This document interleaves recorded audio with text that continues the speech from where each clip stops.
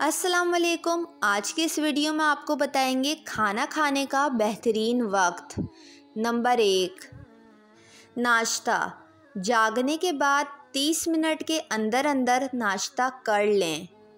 सुबह 10 बजे के बाद नाश्ते में देर ना करें। ये देख लें कि आपके नाश्ते में प्रोटीन मौजूद हो। नंबर 2, दोपहर का खाना।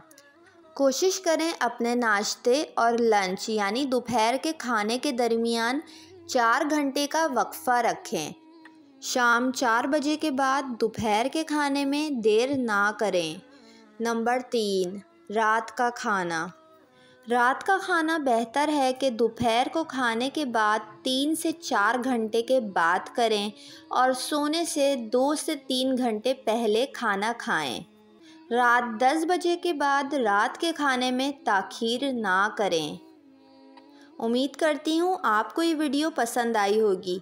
वीडियो को लाइक और मेरे चैनल को सब्सक्राइब करके बेल नोटिफिकेशन ज़रूर ऑन कर लें।